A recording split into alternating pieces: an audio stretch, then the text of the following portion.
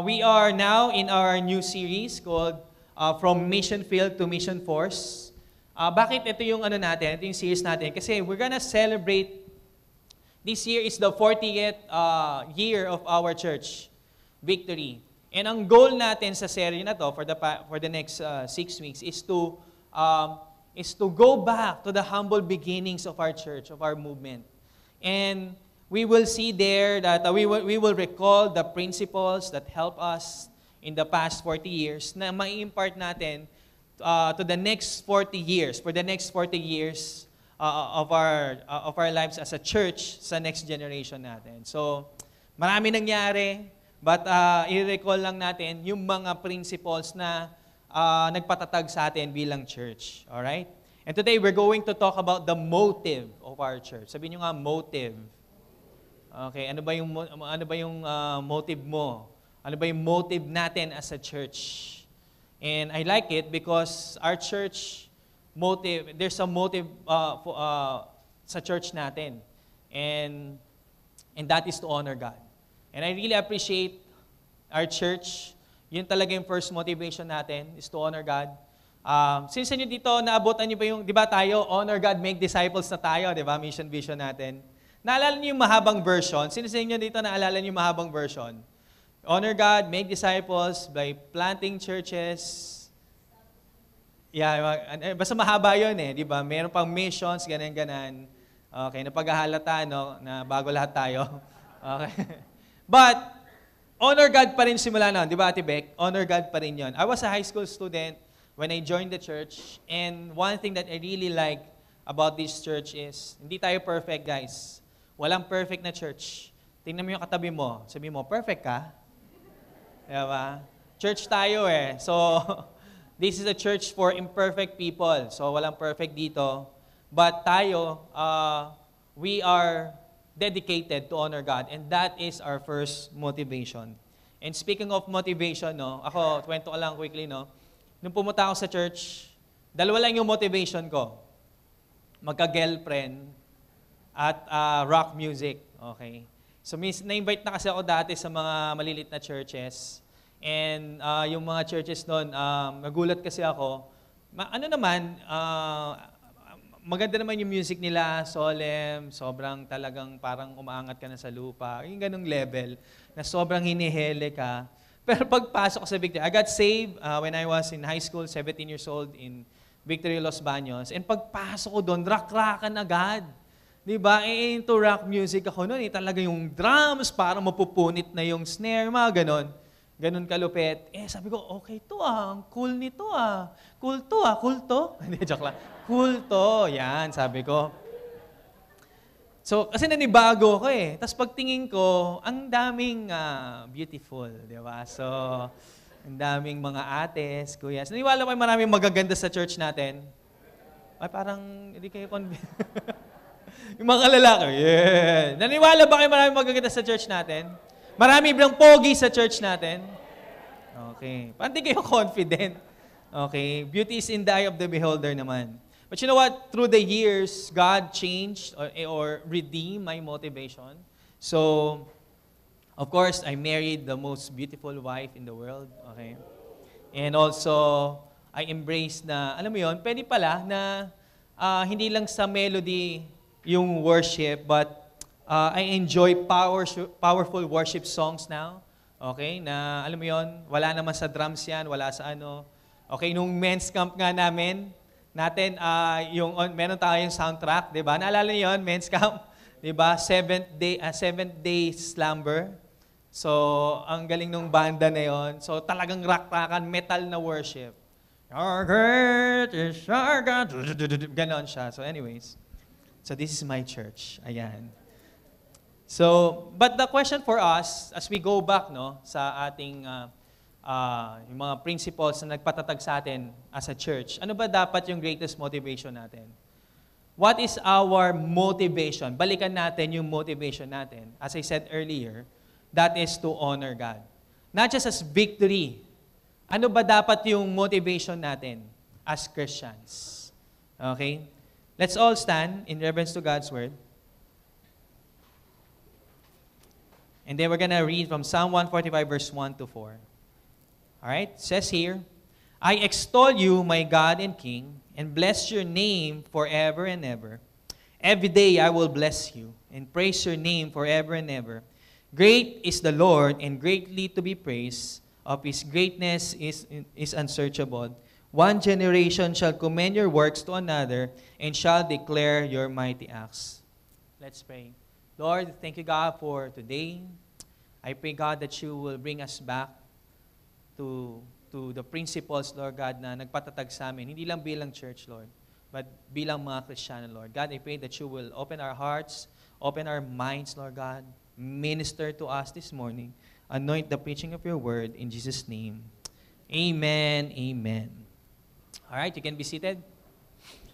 So Psalm 145, this is the last Psalm of David. So alam naman natin yung Psalms, marami siyang author. Okay, may mga Psalms. Psalms are hymns and songs, and most of the Psalms were written by David. And this is the last Psalm of David na sinulat niya. And it is the only Psalm that identifies itself as Tehillah. Sabi niyo nga, Tehillah.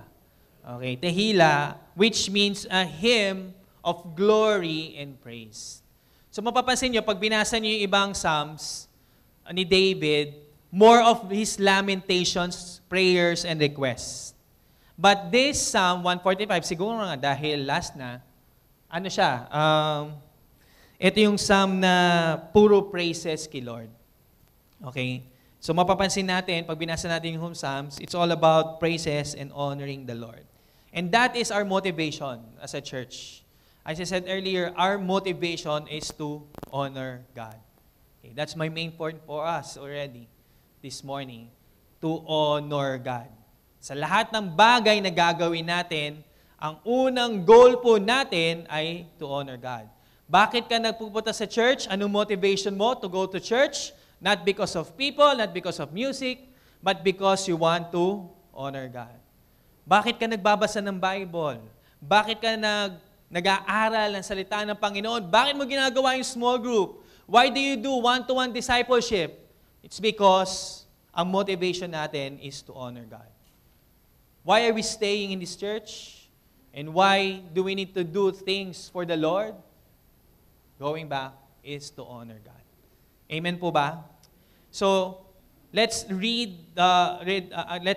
dissect ulit itong chapter na to, 1 to 4, for us to see how we can honor God as a church. Okay, our motivation as a church and as Victory is to, number 1, honor God because He is the most important. We honor God because He is the most important. Sabi sa verse 1, I will extol you, my God and my King, and bless your name forever and ever. Diba? Sabi doon. I will extol. Pag sinabi extol, it's to exalt, to give Him praise, to lift Him up. Okay? Yun ang ibig sabihin to extol, to exhort. Okay? Kaya tayo, pag nag-worship tayo, di ba? Kaya umpisa pa lang, bakit hindi natin sinisimulan ng preaching pagpunta natin dito sa church? Bakit hindi natin sinisimulan ng announcement? Bakit wala tayong pag-games agad? Ba't inuuna natin worship? Because we want to honor God through songs. Ini-exhort natin siya. And thank you guys for being here early because naabutan natin yung pag-worship sa Panginoon. Kasi everything else, every part of the service is for us. And the only part of the service that is for God is yung praise and worship natin. Na-appreciate nyo ba yung worship team natin? Can we give them, gabi? Napansin nyo ba, bagets na bagets yung ating worship team? Batang-bata sila lahat dito, makulay, di ba? Si Eden, di ba? Di ba? Parang nagmukha akong born again sa itsura ko. Ikaw yung okay, ikaw yung bagets na youthful. Ayan. So, anyway, so, I will extol you, my God and my King, and bless your name forever and ever. We need to honor Him for who He is. Who is God? Sino ba si Lord sa atin? For David, He is His God and King. Sabi sa Revelation 17:14, they will make war on the Lamb, and the Lamb will conquer them, for He is Lord of lords and King of kings, and those with Him are called and chosen and faithful. So for David, even though he already is a king, the most important person in the kingdom of God, guess what? He still recognizes that Jesus is his king. Nire-recognize pa rin niya yun. Because he knows that even in king siya, meron King of Kings. At merong tunay na Panginoon, and that is God. Ganon ka-importante ang pagiging hari. Diba? Sa inyo naglalaro ng chess. What's the goal to win the chess? Is to, diba, i-mate na, diba, yung mate, yung king, diba? Pag natalo mo yung king, that's the goal. You already won the game because you protected your own king and you defeated the king of the enemy, the other, yung king ng enemy mo sa game, di ba? So ganun ka-importante. And even during the times in our history, di ba, minsan nga, yung king pala during, in the history, during the early times, hindi sila yung nasa likod na taga-utos. Diba? Napanood niyo ba yung Lord of the Rings? Yeah? Diba? Nasaan yung king ng Ronan? Diba? Nasa unahan siya na ipaggera siya eh. Yeah, patay nga rin siya doon eh. Bakit? Dapat yung king yun na uuna. He sets an example of valor and peace and justice. So ganun ka-importante yung pagiging hari. And you know what? The question here for us is, do you see Jesus as the king over your life? Is He your God? Because seriously, church, unless we see Jesus as the God and King of our lives, we will never fully honor Him. Or it's impossible for us to honor Him. When you say honor, you give Him praise. You lift His name up. Unless you consider Jesus, you consider God as the ruler over your life. Kaya nga pag tinaccept natin, di ba, si Jesus Christ, Lord, I accept you as my Lord and Savior. When you accepted Jesus, you are making a commitment to put Him first. This is why we prioritize Him over our decisions. Hindi siya dapat huli sa mga desisyon natin. Pagdating sa desisyon sa business, kung estudyante ka, lilipat ka ba ng course o lilipat ka ba ng school? Sa pamilya mo, sa bawat decision po natin sa buhay, we should consider Jesus first. If He is the King of our lives, the most important person in our life, we need to put Him first. Sabi nga sa Matthew 6:33, but seek first the kingdom of God. And what? And righteousness. And all these things will be added to you. Humong year, you want to be blessed. You want to have more blessings in life. May mga pinagpe-pray kayo, taas ng kamay. Ayan. Yung iba, wala na. Satisfied na kayo sa buhay nyo. But marami pa tayong pagpe-pray, church. Marami pa tayong decisions na gagawin. The question is, nandun ba ang Panginoon when you going to make that decision? Put Him first. Because as you put Him first, whatever the outcome is, dahil pinili mo na ang Panginoon na una sa lahat, guess what? Everything will be added to you. Ang nakakalungkot lang minsan, hindi mo na nga pinili si Lord, nagsarili kang desisyon, sinisi mo pa siya sa result. Huwag ganon. Diba? Dumiskarte ka ng sarili mo, hindi mo sinama si Lord, tapos pambirang buhay ito. God ka ba talaga? In the first place, did you put God first in that decision? Jesus must be the most important person in our lives. Pag nanligaw ka, come on, pinag-pray mo ba yan? Okay? Ikaw ba, sinagot mo ba yung boyfriend mo? Bakit? Dahil ba gwapo lang? Come on. Kaya maraming nagkakamali. Kasi even in the most important decision, choosing someone,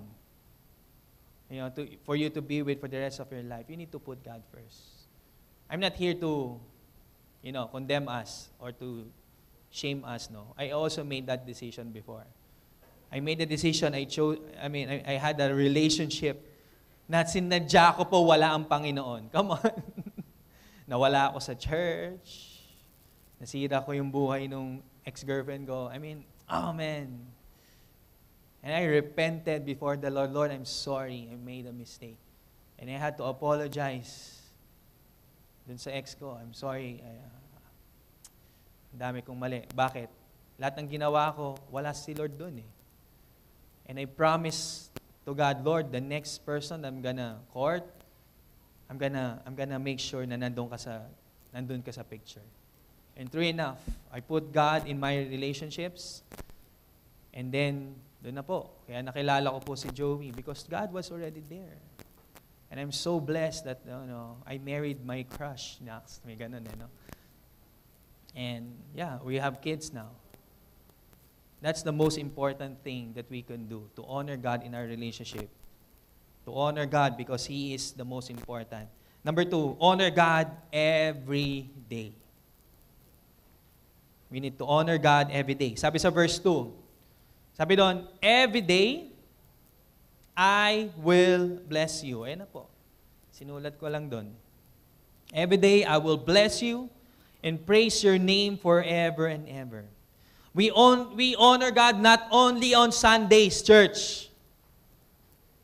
We honor God every day.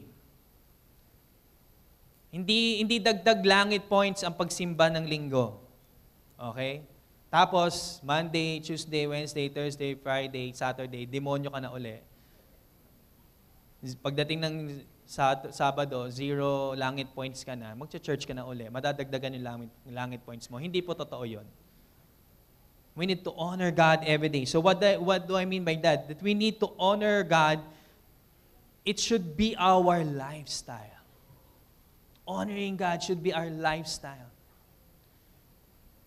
And whether in good times or bad times, we should honor Him. Church, dapat lifestyle po sa atin pag-honor kay Lord. Hindi pinipili yung araw, hindi na paglinggo. I'm so blessed, church, that you choose to be here on a Sunday. God honors your decision. Come on, God is smiling and pleased with that. Pwede ka namang, mag-beach, kahit tag-ulan na. Alam mo yun, pwede ka namang mag-mall, but you chose to be here. God honors your presence here. But let me tell you, God doesn't just want you to honor Him here. He wants you to honor Him out there. In your family, in your workplace. It should be our lifestyle, church. So, hindi lang pag Sunday service. May nakausap akong couple. Sabi niyo, pag nag-aaway sila sa bahay, away talaga sila. Pero pagdating dito sa church, bati sila. May ganun ba? Kanina, alam mo yun, minsan, yung the best time na nag-aaway, pagpapunta ng church. May ganun ba sa inyo?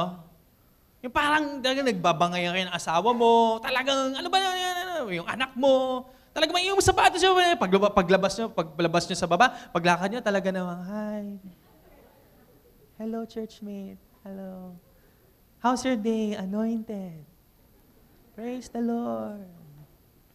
Pagpunta mo dito, hi, church. Pag-upo mo, pinaupo mo pa, talagang pinaupo mo, anak. Yung anak mo, parang, di ba sinigawan mo lang ako kanina? Come on.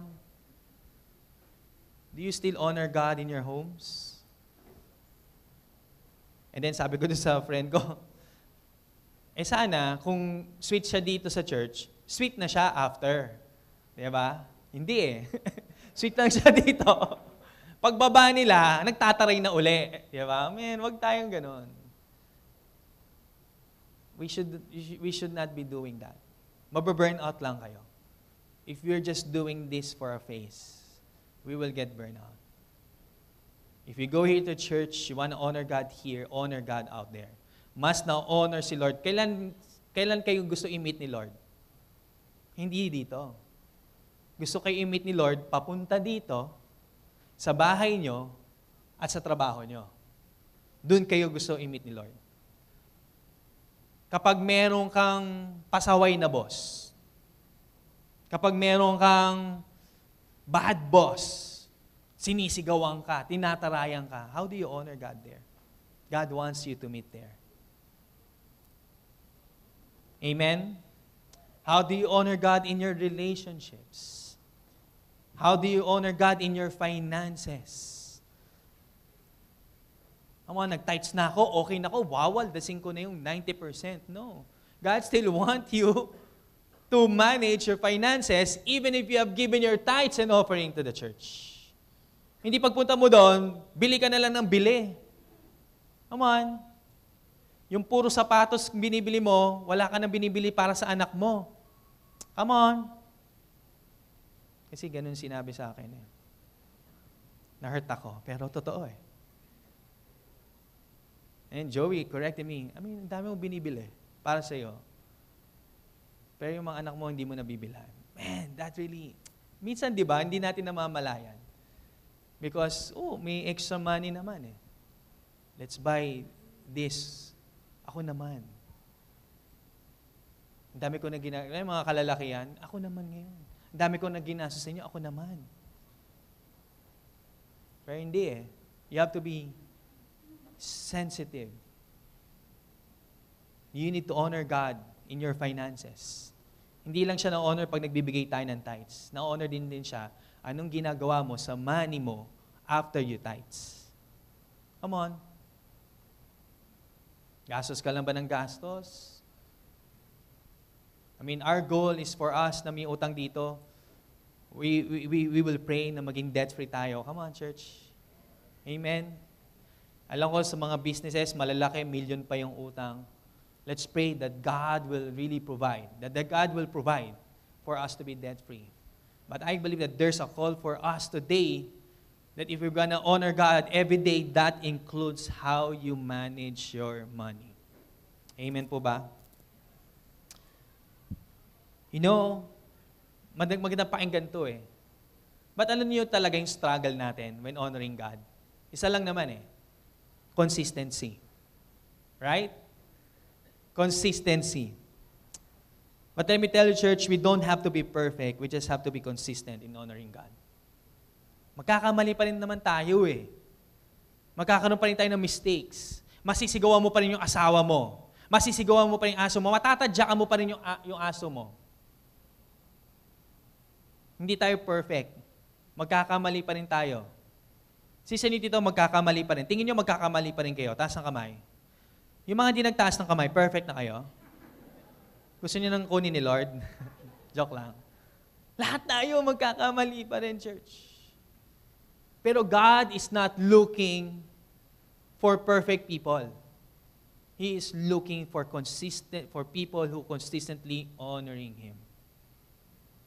How do you do that? When you know that you made a mistake, you repent. You go back. Nasigawan mo yung anak mo. Alam mong nagkamali ka. How do you honor God with that? Go back to your child. Apologize because you shouted at him or at her. And you tell her, nagkamali si daddy, nagkamali si mommy. Please forgive me. I want you to know that I'm still your parent. I have a role to discipline you. I want you to know I still love you. Amen? Mamaya, punta tayo sa next generation. Number 3, we honor God by recognizing His greatness. Every time na nire-recognize natin yung kadakilaan ng Panginoon sa buhay natin, na-honor si Lord. Nabe-bless si Lord. Look at what David said in verse 3. Sabi doon, great is the Lord and greatly to be praised, and His greatness is unsearchable. Diba? Nakita niyo yung word na great? Ilang beses minention yung great dyan? Ilan? 3. Great is the Lord, greatly, and then greatness. Diba? Kung linguistic ka o ano ka sabihin, ulit-ulit. Diba? May point na eh, nasabi na yung great is the Lord. Pero bakit pa ulit-ulit? You know, in the Bible, if someone, an author, wants to highlight a word or something, uulit-ulitin niya yon sa pagsusulat niya. And David was writing this. Hindi siya na-satisfy sa isa, sa dalawa, kundi pangatlo, sa isang verse lang. Come on, church. Ganon siya ka-amaze sa greatness ng Panginoon. And I remember in 1 Chronicles, when David called the assembly of the believers, the Israelites, he honored God in front of them. Sabi niya sa verse 10, "Therefore David blessed the Lord in the presence of all the assembly." Okay, listen to this. Pakinggan niyo to. Basahin niyo to. "And David said, Blessed are you, O Lord, the God of Israel, our Father, forever and ever. Yours, O Lord, is the greatness and the power and the glory and the victory and majesty. For all that is in the heavens and in the earth is yours. Yours is the kingdom, O Lord, and you are exalted as head above all. Both riches and honor come from you, and you rule over all. In your hand are power and might, and your hand is to make great and to give strength to all. And now we thank you, our God, and praise your glorious name." This is David. Gaano niya in-honor si Lord sa lahat ng tao. Come on. Greatness and the power and the glory and the victory. May kilala ba kayong taong ganon? Okay, yung asawa niyo na lang. Yung mga women dito, mga wife dito, sasabihin na kayo ng, "Oh, ang ganda mo. Grabe, sobrang bait. Grabe, ang ganda mo. Sobrang bait mo. Alam mo, sobrang saya ko na ikaw na pangasawa. Grabe, buti. May ganon ba kayo ang asawa? May ganon kakulit? Come on. Sino sa inyo dito, mga asawa? Come on. Taas yung kamay nyo. Yung gandang-ganda sa inyo yung asawa nyo. Come on, taas yung kamay nyo. Yun, no? Si Ate Jeline, no? Yung iba, napapangitan sa inyo? Taas nyo. Sino yung gandang-ganda sa inyo? Kahit feeling nyo, yung kagigising mo lang, amoy fresh breath ka pa, may mga muta ka pa, sabi ng asawa mo, "Ang ganda mo today." May ganun ba kayo? Come on. Diba? Pobre daw. Yes, di ba? Ano nararamdaman nyo? Kayong mga asawa na hindi pa nagmumumog. Di ba blessed na blessed kayo? Sabi mo, "Salamat." Tapos yung asawa mo, "Ang ganda mo." Ganda pa lang yun. Blessed na blessed ka na. Di ba? Look at David here. I hope that you get the spirit of David here. Paano niya pinagmamalaki yung kadakilaan ng Panginoon? Come on. And he is more than willing to tell that to people. Even those people na hindi dakila ang Panginoon sa kanila. Church, unless we see the greatness of the Lord, it's really impossible for us to honor Him. You know what David is saying here? We have to understand that, no wonder David became God's own heart. A man after God's own heart, rather. Di ba? Ba't kaya sinabi sa Bible na David is a man after God's own heart? This is it. Because he's one, or maybe the person who really sees the greatness of God in this capacity. Church, kung hindi mo nakikita yung greatness ng Panginoon, o greater ang Panginoon sa lahat ng bagay sa buhay mo, hindi mo siya ma-honor, hindi mo siya mamahalin, hindi mo siya pipiliin.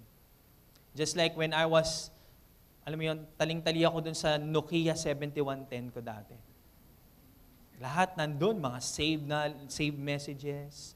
Kahit may may goma na, may hair clip pa. Ginagamit ko yon. And someone offered me an iPhone 3. Noong time na yun, kailan ba yung iPhone 3? 2000s. Early 2000. Sabi, "Pare, bigay ko sa iyo yung iPhone 3. Let go mo na yan." Ayoko nga. May sentimental value to. Ba't ko pipiliin yan? Bro, panalo to. May camera to. May notes dito. May lahat ng kailangan mo nandito. May Swiss knife dito. May sarili kang kotse dito. Pwede mo mo ipamalansya to. Parang gano'n, no? Sinabi niya lahat. And then sabi ko, patingin nga. And then, nung tinignan ko yung iPhone 3, may picture, malinaw. Pwedeng mag-note sa preaching. Ang dami kong nagawa doon sa iPhone na yun. Alam nyo, kahit sobrang gandang-ganda ako dito sa 7110 ko na puro goma at may paper clip, dahil mas nakita kong maganda yung iPhone 3 during that time, nilet go ko yung meron ako. Tinapon ko, joke lang, tinapon ko lang. Tinabi ko lang, kinuha ka. Bakit? Because this phone is greater than this one. If we don't see the greatness of the Lord, church, it's really impossible for us to honor Him in everything that we do. Pagdating sa relationship mo, pagdating sa mga transaction mo, come on, church. If you don't honor, if you don't see His greatness, He is greater than anything else in your life. If you see your career greater than the Lord's, guess what? You will never honor the Lord. Kaya di ba, seek first His kingdom. We put God first. How do you see the greatness of God? How about us? How do we see the greatness of God? We have to understand, church, that greatness means value. And you can't honor God if you don't value Him. Gaano ba ka-valuable sa iyo si Lord? Kapag ang isang bagay mahalaga sa iyo, kahit mahirap gagawin mo. Tama? Right? I really appreciate you guys. Kasi you value God, you value worship. Kasi hodang masira yung elevator, umulan, nandito kayo because you want to worship God. You value the Lord. Amen? That's how much you value the Lord. And we also have to understand what we appreciates. Ulitin ko kung ano yung ina-appreciate natin, nag-a-appreciate siya. Tama? Gets nyo ba? Mas tumataas yung value ni Lord kapag nakikita natin yung greatness niya. You have to understand that. Kung di mo na-appreciate o na-value si Lord sa buhay mo, huli siya lagi. Pag may time ako, doon lang ako magsisimba. Pag may time ako, doon lang ako magbabasa ng Bible. Pag may time ako, laging huli. Guess what? Mag-depreciate siya sa buhay mo.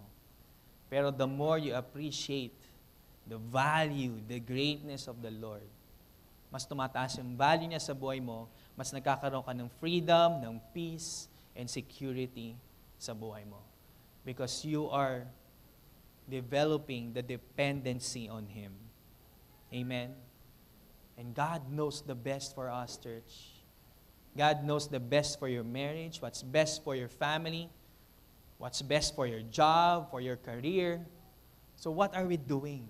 If God created all these good things in for our lives, why are we not consulting Him first? That's why if you're going to make a decision, major decision in your life, don't rely on your past decisions na nag-work.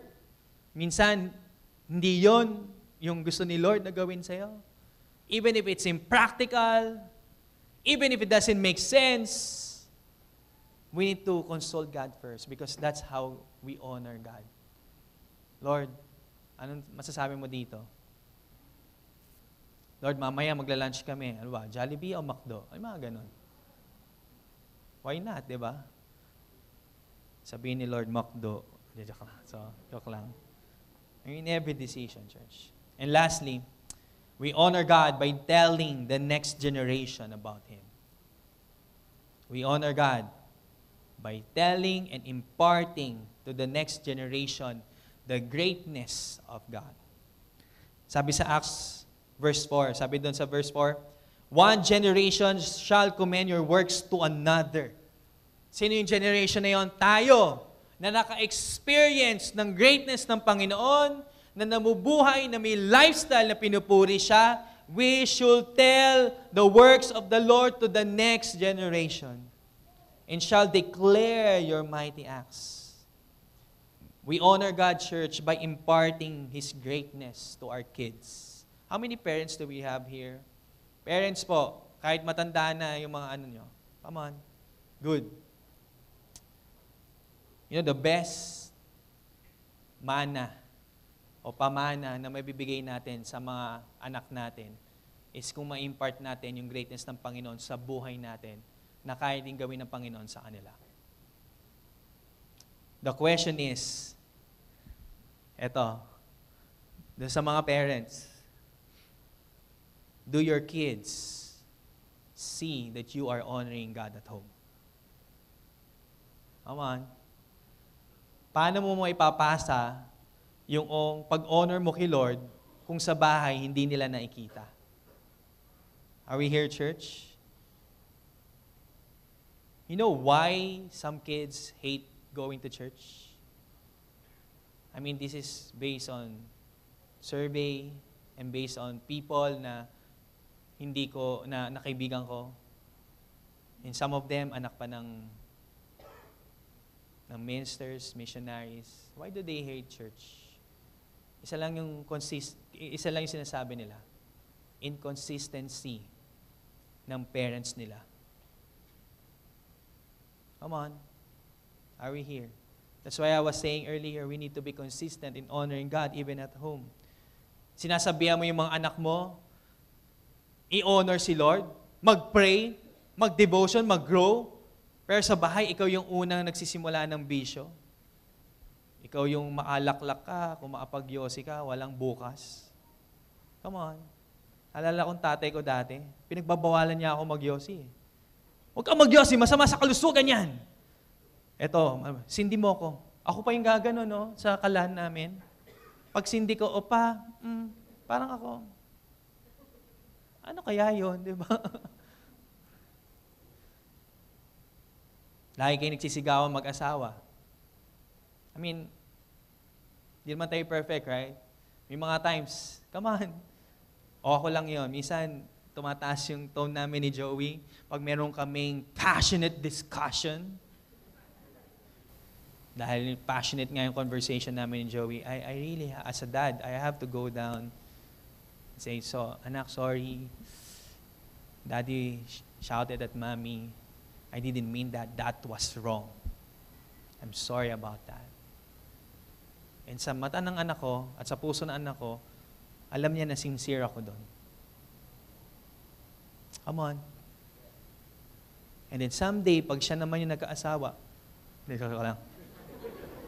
di pa ready no? Pag siya naman sila naman yung nagkaasawa, hanapin din nila yung ganong character sa mapapangasawa nila.